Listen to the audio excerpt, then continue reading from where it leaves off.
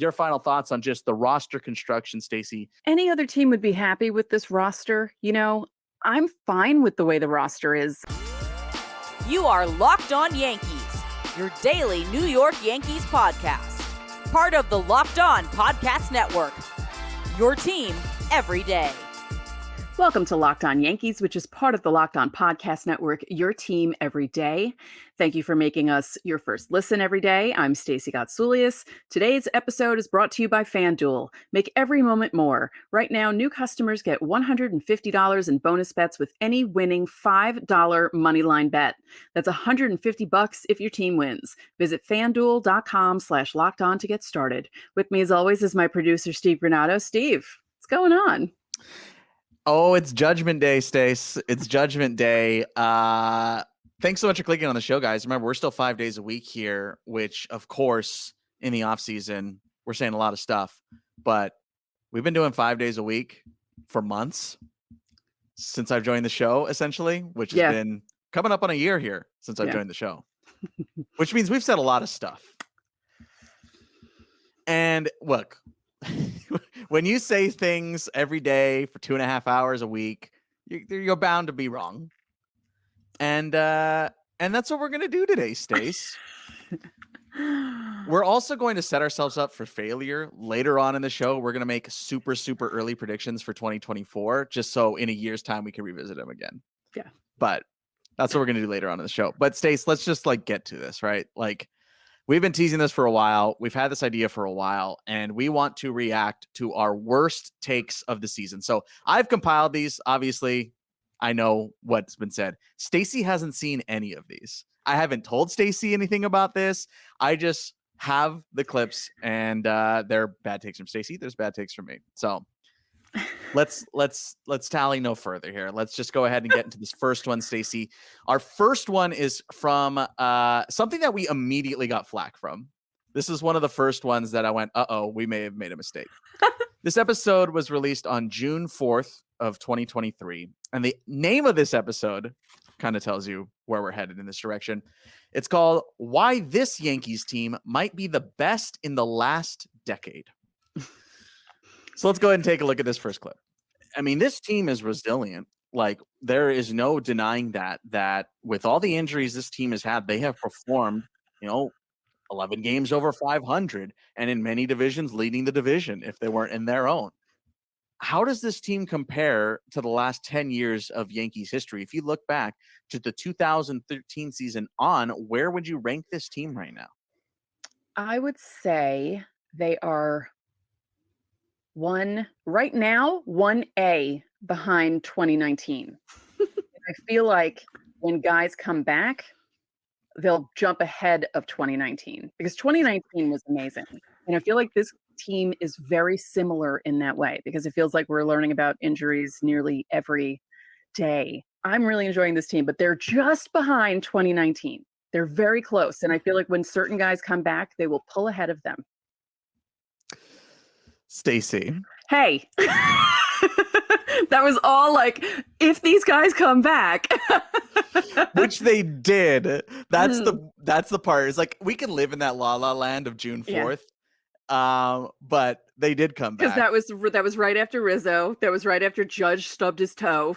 That was just days. That was 2 days after Judge crashed into that wall. Oh, I was so hopeful. But was I really? I really don't think I was. I think I was just doing it for the show. I really don't think I really felt that way. Honestly. I thought it was let's just still be hopeful because it's June. And let's not, let's make it be oh God, the season's over. Come on. But no, I mean, that's embarrassing. But we also didn't know the Judge injury, the extent of that at that point, right? He was still day-to-day at that point. Yeah. I mean, we should that was the inflection point. That was the moment, right? That's when the season completely fell apart. Yes. After that. Right. So we were right there. We made that episode right on time.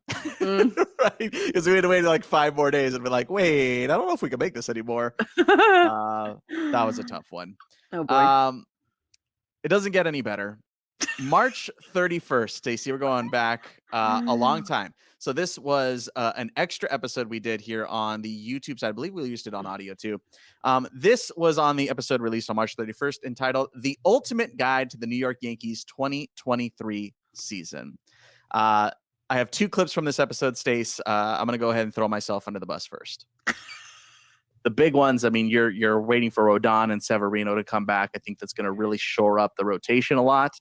And kind of quote unquote fix things. And I think the rest of the Yankees rotation, when they're all there, is very good and one of the top rotations in baseball, if not top 5 rotations in all of baseball. So pitching wise, starter and just mashability in the lineup, if you will, is very strong. It's a very solid, very talented, and scary Yankees roster in 2023. You know, the New York Yankees. The New York Yankees, mashability in the lineup. They got a lot of it. I like how I'm wearing the same glasses that I wore in both those clips. Look at that. I think we're noticing a trend there. Mm-hmm. Look. On paper, after opening or before opening day, you're going, okay, if these guys hit, you're just hoping to get something out of Donaldson. You got a little bit more out of IKF. You had high hopes on Volpe on the bat side of things. We saw it from Rizzo. We saw it from Judge early on. Like there was Glaber obviously got off to a great start and continued that the rest of the season. It was just pretty much literally everything else. And then the other thing, Rodon's going to come back. Severino's going to come back. It's I was hoping great. you weren't going to. I was hoping you were going to say that. I was really hoping you were going to bring that up. But we all thought that. We did. But you know what, Stace? You thought that too. Like you said, we all thought that. You weren't much better. Your final thoughts on just the roster construction, Stacey? Any other team would be happy with this roster. I know Yankee fans are kind of upset about all the injuries that have happened, but this is the best time to have it done. And I'm fine with the way the roster is. And, we joke about them having too many outfielders, which they kind of do at the moment. But, a bunch of guys can play in a bunch of different positions, which that helps the team out. It may seem superfluous, but it does help the team out when they need someone to cover for Harrison Bader, or the starting rotation. You have guys that you can stick in. So I'm liking this roster right now. Hey, I'm liking this roster right now. Too many outfielders. Too many outfielders. Yeah. First of all, why do I look about 15 years younger in those clips? What the hell's happened since March? Jeez. The 2023 Yankees will do that. My to you. God. There's plenty of guys that can fill in the rotation. I'm really liking this rotation. I'm really liking this roster right now. Yeah. What was the number one complaint from every Yankees fan this year? Including me, roster construction. I like this roster. Look, we're not perfect. Look, there's a bit of a caveat for this one here, Stacey, but I'd be remiss if I didn't bring up this banger of a moment from me. I believe the New York Yankees should buy at the 2023 trade deadline for a couple of reasons. The Yankees have been waiting basically all season to have their full rotation. And guess what time it is when it comes to August? The Yankees are set to have basically their full rotation. Carlos Rodon is here. He pitched well last night and looks to build off of that success. Nestor Cortez has been feeling good during his rehab stints, has been recovering well, and is slated to return in the first week of August. And you have 4/5 of a decent rotation to good rotation at this point. And I think that's enough to have faith in this team. Frankie Montas could still be back this season. Look, you have a tough schedule. I get that. But if you buy for this team, that makes it that much sweeter. Nope, it doesn't. It doesn't, Steve. It doesn't pass, Steve. Frankie Montas did come back for 15 seconds. Yeah. Not my best look. To be fair on that one, that was the episode that released on July 26th. That was why the New York Yankees should buy and why they should sell. Stacey took the why they should sell, and I took the why they should buy. So we made our cases, we pitched them. So I had to come up with something to prove that. So there's at least a little bit of a caveat on that one. But I did feel that way, unfortunately, a little bit about that side of it. I'm like, hey, the rotation's back.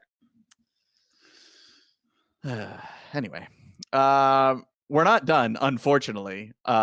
What's crazy is there's still plenty more we could pull from, but I just didn't go through every episode. But we do have more bad takes in just a second. Don't forget to leave your fan mail Friday questions as a reply to that pinned comment. I'm sure you guys are going to be making fun of us. That's fine. We're doing it to ourselves. You can also join the Locked On Yankees Insiders Club. You can text us about this as well. If you really want to get a dig in, you can text me. You can text Stacey about, I like this roster. It's a good roster. You can text Stacey about that. Again, join the Locked On Yankees Insiders Club. There's a link in the episode description for a 14-day free trial. You get a whole bunch of other perks with it too. Check it out. Okay, we got more when we come back.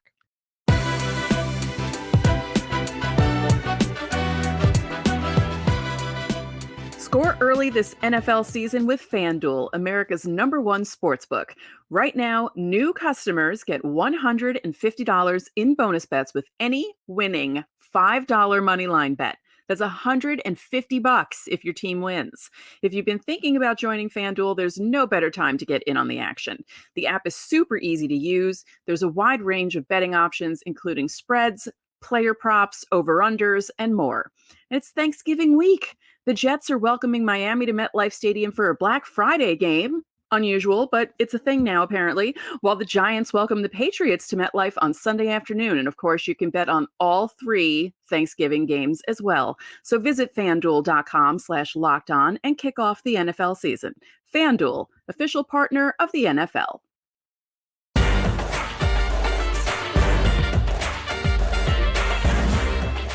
Back now on Locked On Yankees. Hey, everydayers out there. Coming up later on this week on the show, we're going to be telling you what we're thankful for on Thanksgiving. We also need to break down, of course, Brad Ausmus signing as the new bench coach with the Yankees. So we're going to be doing that on Thursday's show. Make sure to hit subscribe. And, of course, always check out the Locked On Sports Today 24/7 streaming YouTube channel. If you need something to watch on Thanksgiving, flip it on in the background. If you're like, man, I'm not a football person, but I can watch some other stuff. Maybe watch some basketball stuff. There you go.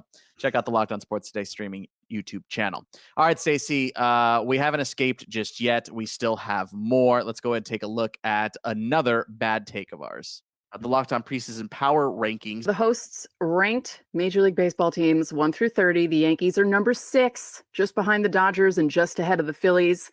I don't have a problem with that. I actually was kind of surprised knowing how the rest of the hosts are. I thought the Yankees were going to be ranked lower on the list. So I was actually kind of happy with number 6. Braves, a little high.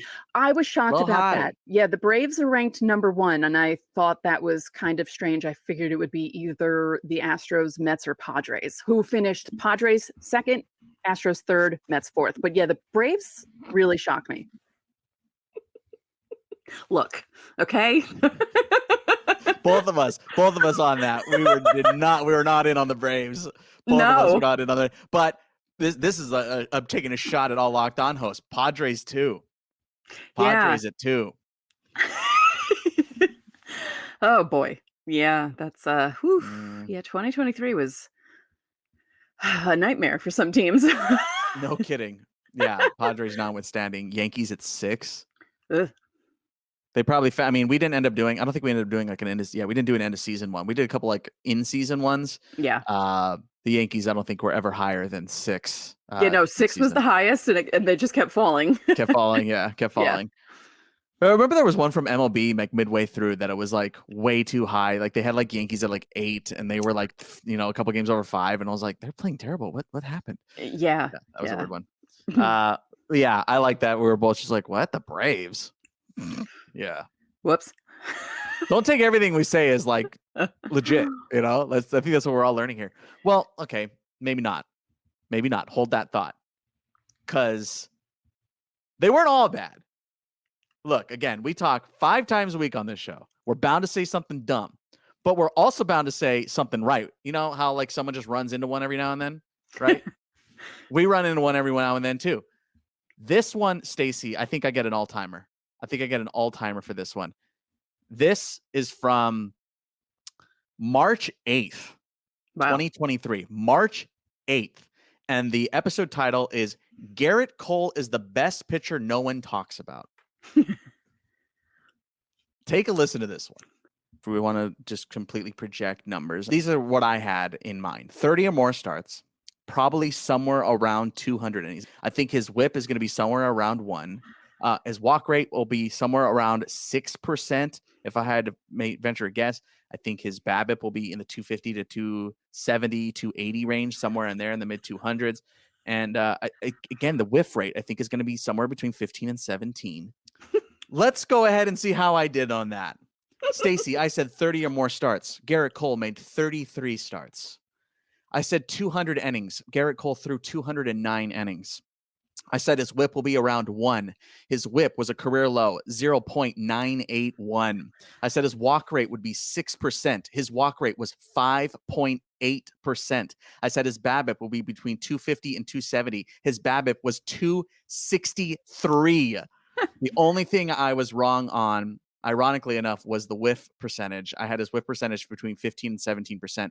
It was a career low this past season at 13.1. Yeah, but that's not far off. It's not that far off, but it was, it was definitely much lower than anticipated. Mm-hmm.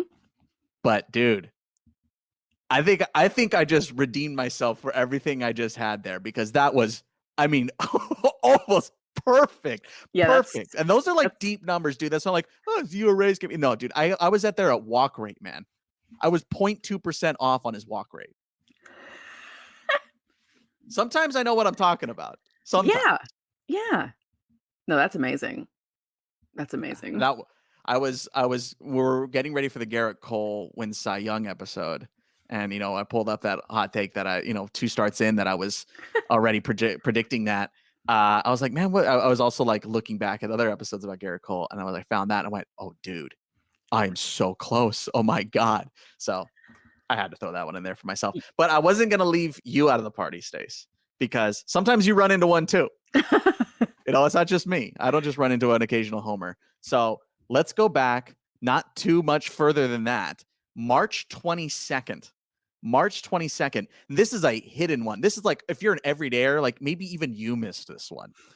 This is back on an episode titled The World Baseball Classic Was a Huge Success, plus Yankee Spring Training Update. And this has nothing to do with the World Baseball Classic. That was obviously the big part of the episode. It had just ended. That was the day after the Shohei versus Trout thing, the whole thing, right? So this is in the second segment of that episode, Stace, and you had a great one here. Let's take a listen.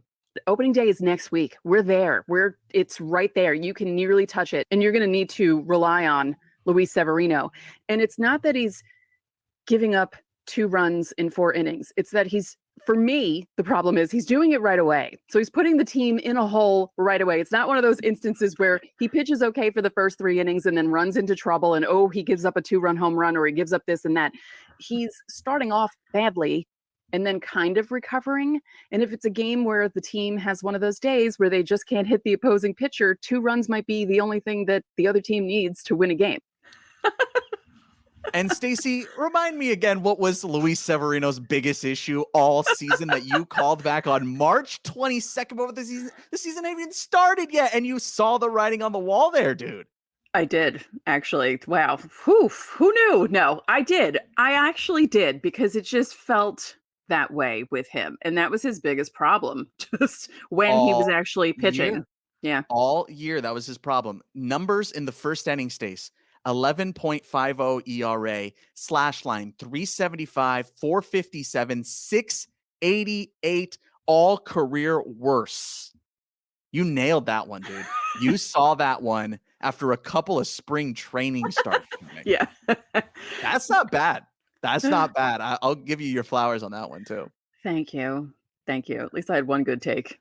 Yeah, that was the only one we could find. Sorry, I went through every single episode, never found another one. That was it.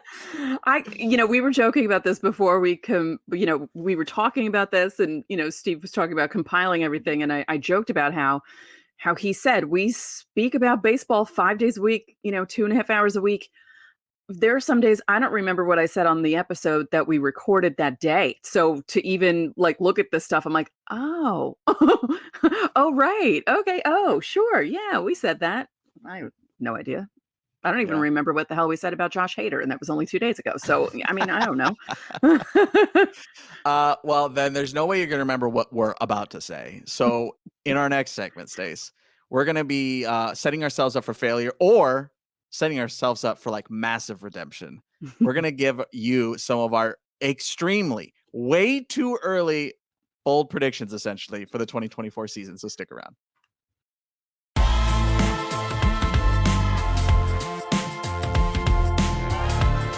Back now on Locked On Yankees. Stacey, look, we're not perfect. We try our best to be, but we want to like pull out the crystal ball here today. We're going to try and predict some of the future here for the 2024 Yankees. These are way, way too early. We don't even know who's on the team yet. Right. We barely know the coaching staff. There are still in flux on the coaching staff. We don't even know 100% as of this recording if like Casey Dice is coming back. We don't even know that yet. But I thought it would be fun here today, Stacey, to kind of, to make the investment. Let's make the investment here. Let's give them some early 2024 takes. I'm gonna be the gentleman here. I'm gonna go ahead and let you start.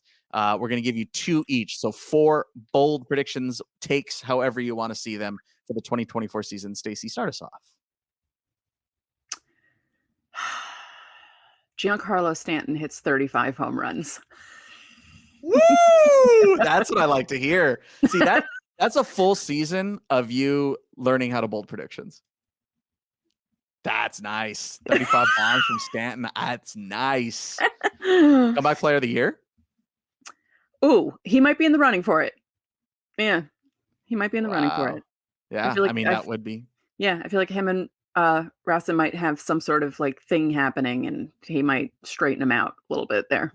Wow. Because if Bellinger, who hit 20 whatever, won comeback player of the year in the NL, then come on, dude. Like Stanton has to. If he hits 35, come on. That'd be like top 10 in the league. Yeah. I like that one. I'm gonna go with this one. Garrett Cole becomes the first Yankee to win back-to-back Cy Youngs. I knew you were gonna do that. Yeah, I had to. I had to do it to him. Only up from here for Garrett Cole, dude. Yeah. He was amazing. He was really amazing. It was so much fun to watch him. Yeah. Think about him with some protection in that rotation. Yeah. They got to go do it, though. That's the thing. They got to go out and get that protection a little bit. Like, Rodon can't be that bad.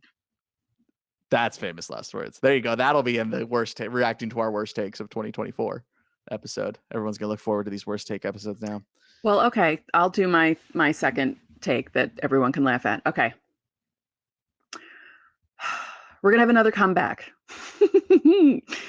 Rodon is going to win between 12 and 15 games. Wow. Pitch long enough to qualify for those wins at this point? Yes. Oh, man. I kind of want to keep doing these. I kind of want to keep doing these. These are fun.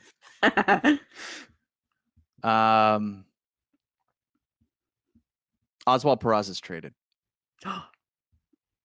Yeah, he's traded. He's gone, and the Yankees stick with Gleyber. Oh, okay. That's the move. They see Gleyber, and they say, you know what? Let's keep the veteran. We need at least one veteran here on the infield. With Rizzo leaving after 24, we got to keep a veteran here on the infield on a regular basis. Gleyber's the guy. Oswald's gone. They flip him for something else. Interesting. That's a bold one. That is a bold one. It's their best asset. Yeah. Because they're not going to move Dominguez. No, absolutely not. Should we do more? Yeah, let's keep going. We got time. We can do these for an hour. Okay. Let me think about this.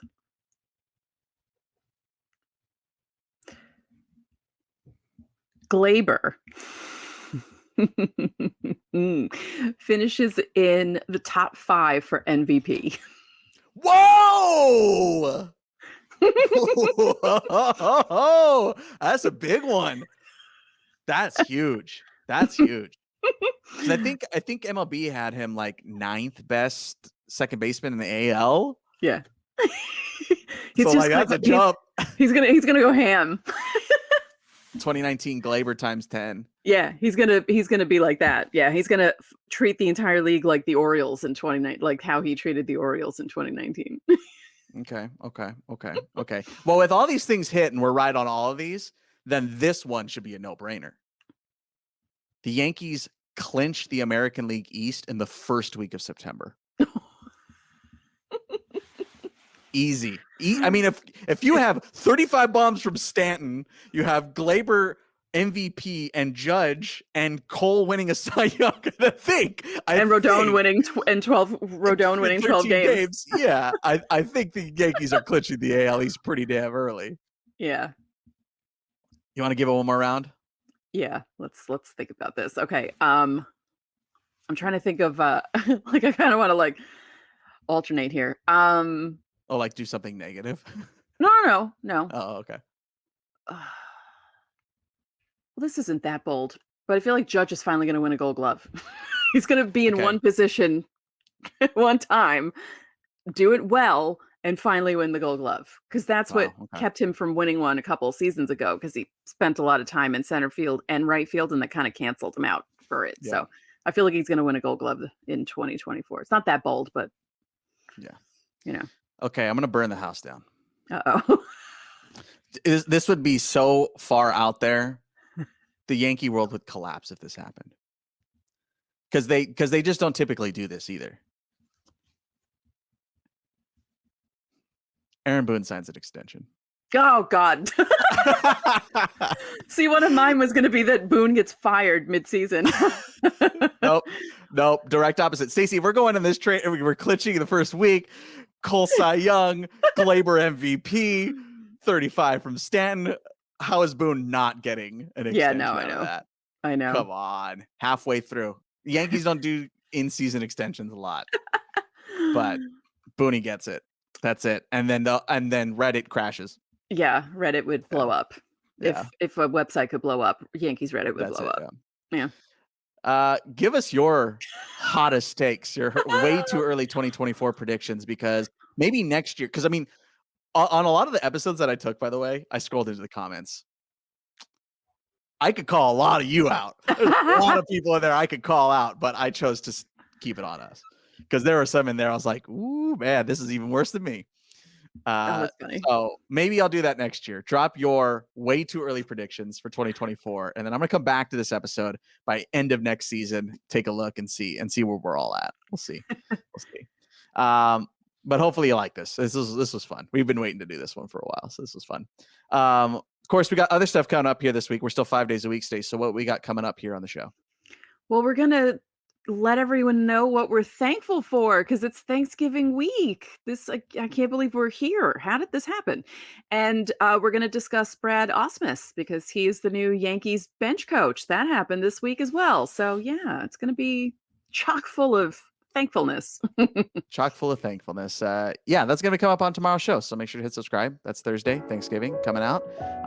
Yes, there's an episode on Thanksgiving while you're driving to your parents or whatever, or flying. And you're like, why am I doing this? Then you can at least pop on a Locked On Yankees. So there you go. And then of course, Fan Mail Friday on Friday as well. So don't miss that. And that's going to do it for today's episode of Locked On Yankees. I'm Steve Bernard. And I'm Stacey Gatsoulias. We'll see you tomorrow.